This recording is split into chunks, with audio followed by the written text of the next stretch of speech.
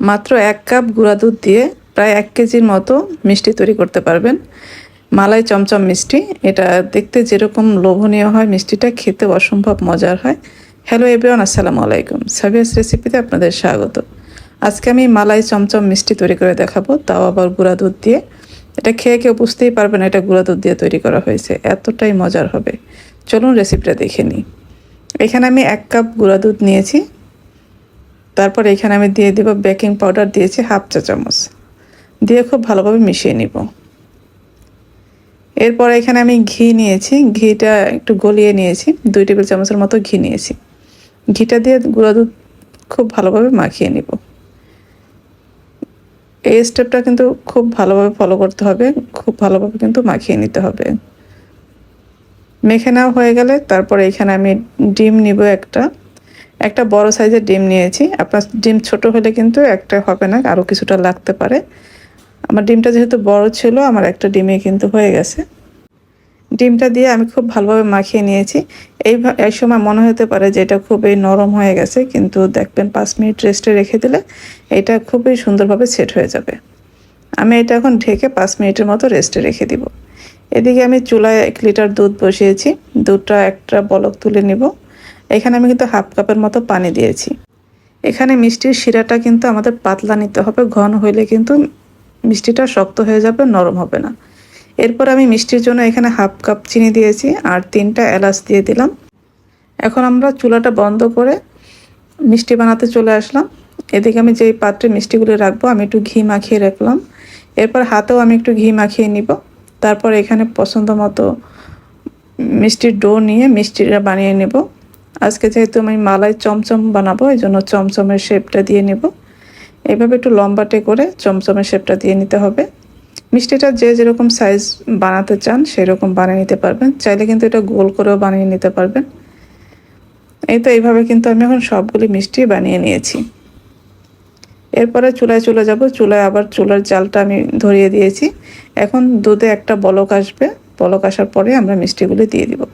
এখানে শিরাটা কিন্তু ঘন করা যাবে না, একটা বলক আসলে মিষ্টিগুলো দিয়ে আমরা এটা ঢেকে দিব। ঢেকে 5 মিনিট জাল করব।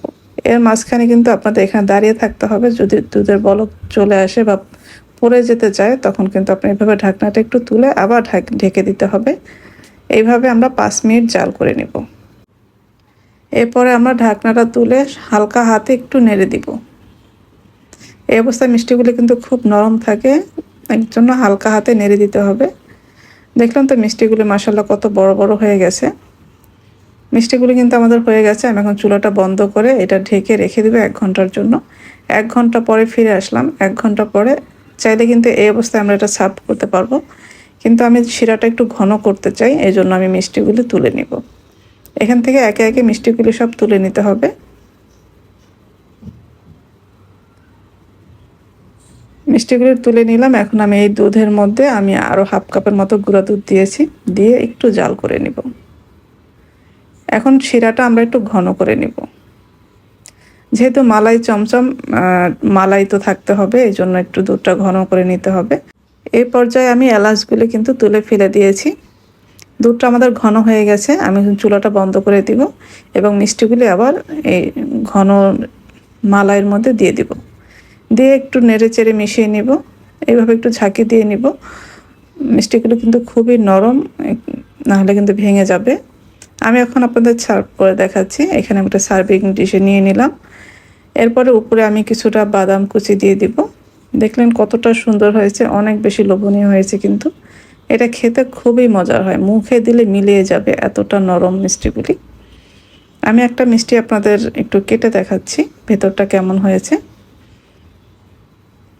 ভেতরটা দেখবেন এতটা নরম আর এতটা জালিযুক্ত হয়েছে, আর শিরা খেয়ে একদম টইটুম্বুর হয়ে গেছে। এই তো আমার তৈরি হয়ে গেল খুবই মজার মালাই চমচম, গুঁড়ো দুধের মালাই চমচম। আশা করছি আজকের রেসিপি আপনাদের ভালো লেগেছে।